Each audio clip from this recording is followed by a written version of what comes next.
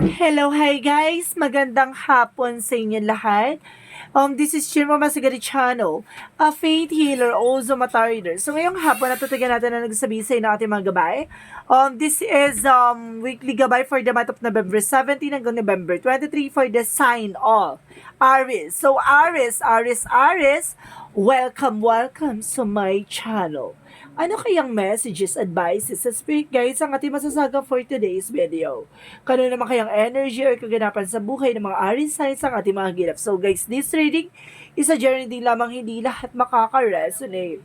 Kunin lamang po ang makaka-relate sa inyo and comment down below kung kaninong energy ang ating nasagap. And of course, don't forget to like and subscribe my channel and hit notification bell for more videos update. And of course, maraming salamat po sa mga walang sawang pagsuporta sa aking channel, lalong-lalo na hindi nag-skip ng ads, naway pagpalain po kayo ng Diyos at may kapal siksik tiglig na guumapaw man balik sa inyo. So guys, kumapit ka dahil ito na ang mensahe sa iyo ng ating mga gabay. Angel Spirit Messages, bigyan mo ka ng pasabog-bulabog na mensahe para sa mga kapatid nating Aries.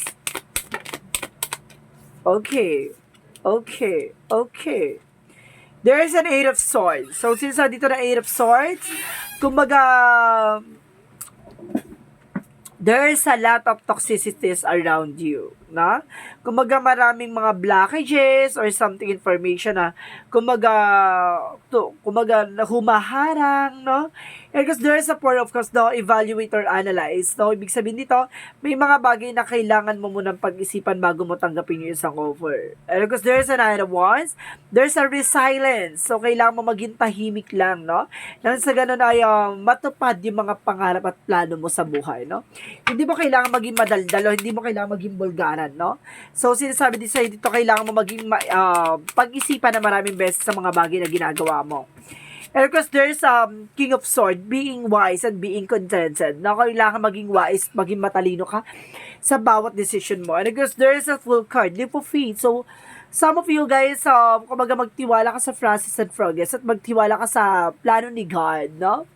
So, let's see what is additional messages. And of course, the full card, kumaga mag-ingat ka sa mga manloloko. Ganon. Ha? And of course, there's a King of Cups. There's a devoted and supportive person. May tao talaga sumusupport at gumagabay sa'yo dito. So, let's see what is the Eight of Swords. Because there is a Page of Swords, information, no? Kumbaga, there's some snakiness or something, kumbaga, gossip, na kumbaga sinasabi dito, nag-search by social media, so there's a lot of toxic, no, sa around you. So, kailangan maging aware ka. Let's see what is the Four of Cups. So, there's a Queen of Cups. There's a healing. So, magkakaroon ka raw ng healing dito. So, before that, kailangan mo munang i-evaluate or kailangan mo munang pag-isipan itong mga offer na bago mo tanggapin, no? Mag-meditate ka at mag-contemplate na sa ganun, hindi ka kumbaga, malilin lang. Ganon. And because there's a Nine of Pentacles, there's a security about sa finances, no? Kailangan maging secure ka. So, what is the King of Swords? And of course, there's Queen of Pentacles. So, there's a practicality. So, maging practical ka dito at maging wise ka. Because there's a temperance, a perfect timing. And of course, there's a divine intervention. May mga paalala sa'yo ang ating angel spirit na be aware, no? Sa mga taong pinagkakatiwalaan mo. And of course, there's a temperance. There's a panatiling kalmado sa lahat ng panahon, sa lahat ng oras. Diba? May mga bagay na nagtitrigger na sa'yo, parang may mga something temptation. So, kailangan maging aware ka, no? Na anihin mo yung, pigilan mo yung emotions mo, no? And of course, there's Eight of Wands. So, there's a fast communication and fast movement, no? Maring there's a messages or email coming in for you. So, let's see what is the Eight of Swords. And of course, there's a Page of Swords. There's a Page of Cups. Listen to your intuition. Listen to your gut feeling. No, makinig ka sa iyong, kumbaga, vibrations, no? Kumbaga, itong tao na to, kumbaga, nasa paligid mo, no? Kung kailangan kumbaga, pag-isipan mo, kumbaga, pagkakatiwalaan mo ba itong taon to? Or something, kumbaga, mo kumukuha lang ng chismis sa'yo, no? Let's see what is the Four of Cups and the Queen of Cups. And because there is a Nine of Cups, there's an offer, proposal, email, messages, ganon. Kumbaga marami kang matatanggap dito. And of course, there's an Empress card by a revert, no? Kumbaga, there's a renewal or something, an information na, kumbaga, kailangan mong secure yung finances mo at kumbaga, baguhin mo yung sistema mo. So, let's see what is King of Swords and the Queen of Pentacles. And of course, there is Three of Cups. So, there's an happiness. And of course, there is an information na magdadala sa celebration, no? So, let's see what is the Temperance and the Full card. So, there's a Page of Wands. So, there's a good news. Email, messages, and of course, new ideas, and of course, new plans. So, sinasabi dito na kailangan na perfect timing, no? Kumbaga, kailangan pag-isipan, pag-isipan na maraming beses bago ka mag-desisyon, no? Huwag ka magtitiwala sa mga sinasabi lang, no? Kailangan mo may proof and evidence, no, na talagang kumbaga there's a security. So let's see what is the King of Cups and of course the Eight of Wands. So there's a magician, there's a manifestation. So ibig sabihin unti-unti na mo nang matutupad yung mga bagay-bagay para sa iyo, no? Kumbaga makakatanggap ka na ng messages or email something, no, pagdating sa buhay pag-ibig. Na baka ito yung inantay mong message or phone calls, so be it, may matatanggap ka na. So let's see what is the outcome. Let's see what is the outcome. There's a Two of Wands, so there's a decision. So sinasabi dito there's kumbaga tinitignan mo yung both side of situation, tinitignan mo yung kumbaga yung better sides of this situation. And of course, there is a Six of Wands. There's a victory and success. At the end of the time, kumbaga magtatagumpay ka sa pagpili or pag-iisip ng mga bagay-bagay kung ano ang magiging decision mo. So, let's see what is additional messages. And of course, there's a Five of Coins. So, maging aware ka pagdating sa finances. Kasi, kumbaga magtatagumpay ka naman. Pero tendency is, kumbaga, there's a lot of losses. Kumbaga, maraming nasayang na pera, no? Let's see. And of course, there's Seven of Wands. Protectionan mo yung sarili mo, protectionan mo yung grounds mo, no? And of course, sinasabi dito na maaaring maraming lumalapit sa iyo, nangungutang or something na kailangan maging matalino ka, no? Protectionan mo yung grounds mo, protectionan mo yung sarili mo. Kasi sinasabi dito na magtatagumpay ka, marami lang tao talaga sa paligid mo na susubukan ka, no? So, let's see what is Yin and Yang Oracle card.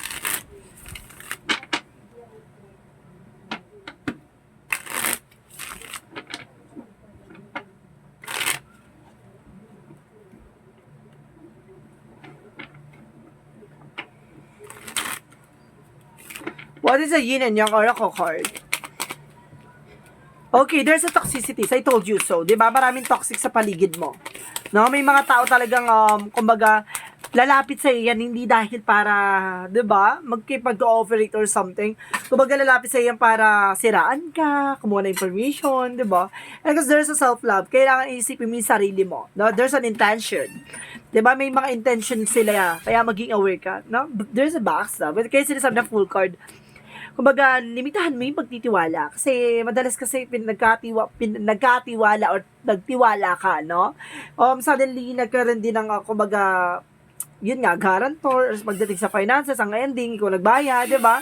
And because there's an air sign, so there's an Ace of Gemini, Libra, Aquarius. So, may kinalaman ng Gemini, Libra, Aquarius for you. So, let's see what is the magical fairy messages. So, let's see what is magical fairy messages.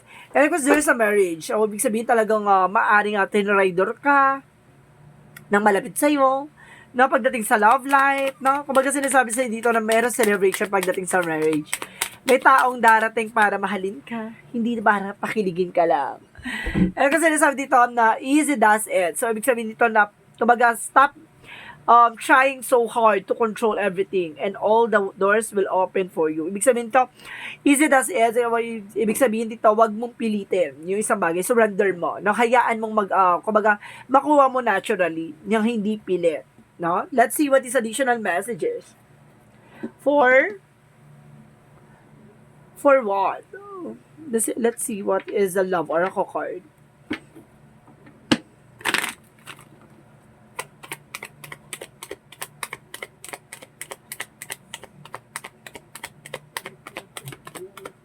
There is a mirror. So, ibig sabihin dito, there's a reflection, no? Kumbaga, may mga bagay na, kumbaga, kung ano yung mga ginagawa mo or something kung may lamat na, di ba? Kumbaga may lamat na hindi na mababalik yun. There's a golden mirror, absorbency. Kumbaga there's a narcissism. Kumbaga ganun talaga. Kumbaga there's one-sided relationship. Yung isa lang ang tinitignan, ganon. And of course, there's the butterfly, a transformation, no? Babaguhin ka ng eksena dito, and relationship evolving, no? Parang babaguhin pagdating sa relasyon sa'yo, no? Matuto ka na. So, let's see what is additional messages for angel spirit guides.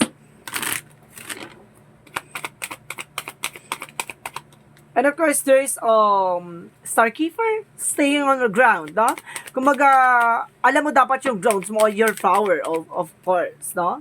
Because there is high rate. Ibig sabihin dito, there is longing for home and of course, homesick from the start. Kumbaga, may mga pangarap ka na, kumbaga, uhaw ka na dun sa pangarap na yun. Gusto mo na matupad, no? Kumbaga, sinasabi sa'yo dito, may isa sa katuparan na yan. Kumalma ka. So, let's see what is Archangel Raphael. Messages for you. So, sinasabi dito na use your natural healing abilities. So, kumbaga, gamitin mo daw yung kakayanan mo or some of you baka may mga alam kang herbal or something na makakatulong sa'yo natural, no? So, let's see what is additional messages. What is Archangel Michael? Messages for you. Okay.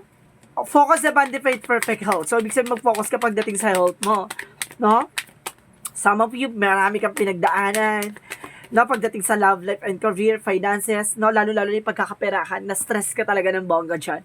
And of course, there's a guardian and protection, no, and protected, no, protection mo yung sarili mo, no, pangalagaan mo, no, kumbaga ingatan mo, ganon. And of course, there's the person that you're asking is about trustworthy.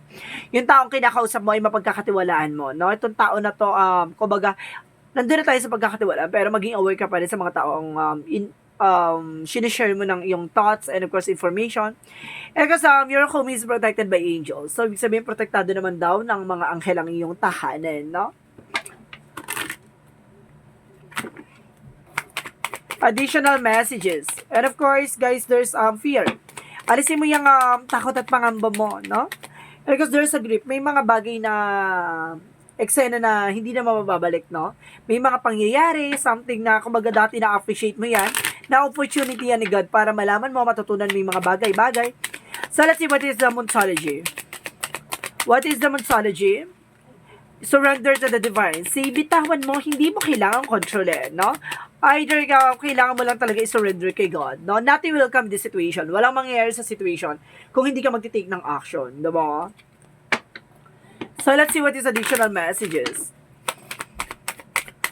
And of course, guys, there's practice. So, ibig sabihin, kumbaga, ngayon pa lang, no, i-enhance mo yung sarili mo sa mga bagay-bagay. Kumbaga, about sa skills, abilities, and either your temper, no?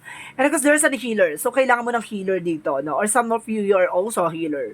And there's a trouble. So, there's a lot of trouble dito. And of course, there's an infinite abundance. So, ibig sabihin, magkakaroon ka ng kasaganahan dito, no? Malapit na. So, let's see what is Archangel messages. Angels messages, sorry. There's an angels messages. There's a journey. See? Pagdating talaga sa kumbaga talagang kasama talaga siya sa life purpose mo. Talagang pagdadaanan mo talaga yan. And because there's a daydream, no? Kumbaga, use your imagination, no? Parang gamitin mo raw yung imagination na yan para makagawa or makapag-create ka ng mga bagay-bagay na makakatulong sa'yo, no? Let's see what is the chakra.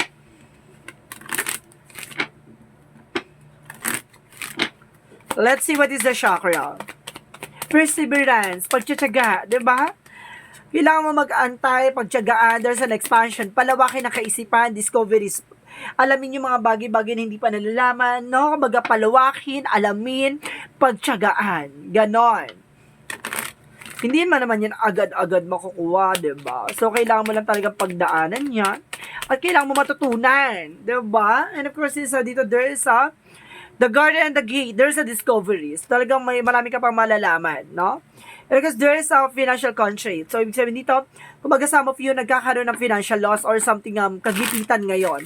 So, sinasabi sa dito na kailangan mong mag-ingat sa finances, no? Huwag maging padalos-dalos. Nang sa ganun, makarecover. Or kung nakarecover ka na, huwag ka na makabalik sa ganun situation. So, let's see what is the Romance Angels.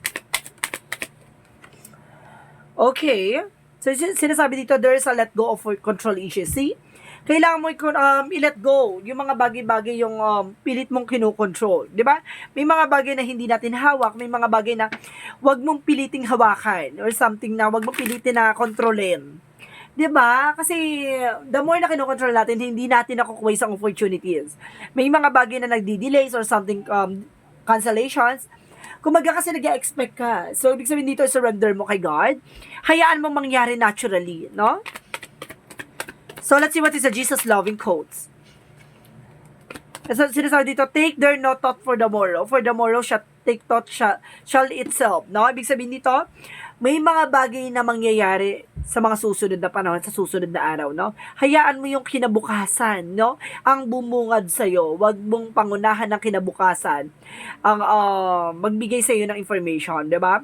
Kumbaga, ikaw yung magbibigay ng information para sa kinabukasan, gano'n. Kumbaga, pangungunahan may mangyayari, huwag ganon. So, sinasabi dito na hayaan mong mangyari kung ano ang dapat mangyari, naturally. So, this is, Angel's Answer, di ba?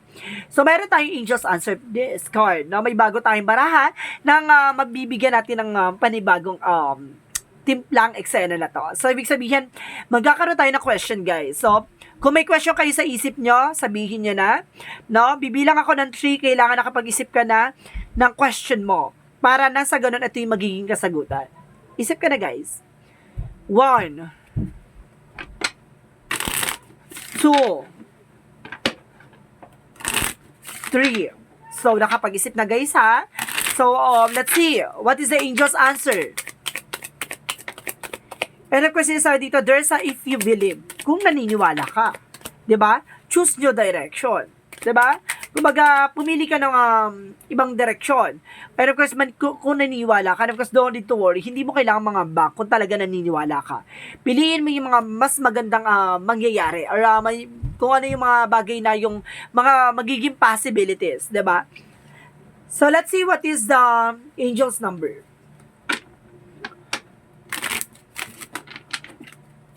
Let's see what is the angel's number. There's a 25. I am intelligent. So, sinasabi dito, you have great ability to take in and process information on both conscious and subconscious levels. Our curiosity is an endless and your desire to dive deep into a variety of subject will bring you an immense and awareness of the world. So, kailangan maging matalino ka. Maging maingat sa mga decision mo at may mga bagay na kailangan nating pag-isipan. At of course, kung ano yung mga bagay-bagay, kung ano talaga yung gusto mo, no, gawin mo at sa katuparan mo. 'Di ba? At least hindi yung pilit, no? Hindi yung pilit. At the same time, kailangan gusto ng puso mo, 'di ba? At the same time, kailangan i-surrender mo kay God kung talagang ayon sa kalooban niya, ipagkakaloob niya. So, let's see what is the messages of life. There's a door to the infinite. So, sinasabi dito, guys, at my heart center, there is door that leads to the infinite. Today, I visit my heart center and open the door. As I enter experiences a deep sense of serenity and I understand that I am external, eternal, that I am indestructible. From here, I can see beyond my life challenges to the higher levels of my existence. I know now that my inner light is infinite. So, ibig sabihin nito, kumbaga, walang hanggang or walang wakas, no? Kumbaga, alam mo sa sarili mo na, kumbaga, ano man ang nangyayari sa'yo, kumbaga, patuloy na patuloy yung ibibigay na opportunity sa'yo ni God, diba? Kumbaga may mga bagay na nagkakaroon ng failure or something obstacles, at the end of the time, alam mo na, kumbaga hindi titigil si God na mapagtagumpayan mo yung mission mo at plano ni God para sa'yo. So guys, this is a weekly gabay for the month of November 17 hanggang November 23 for the sign of Aries. This reading is a general din lamang, hindi lahat makaka-resonate. Kunin lamang pa makaka-relate sa inyo and comment down below kung kaninong energy ang ating nasagap. And of course, maraming salamat po sa mga walang sampog support sa aking channel. Lalong-lalo na hindi nag-i-skip ng ads. So, ay pagpalain po kayo ng Diyos at may kapasiksik tindig nag-uumapa manambalik sa inyong biyaya. Maraming salamat and see you in the next video. Bye-bye and babush!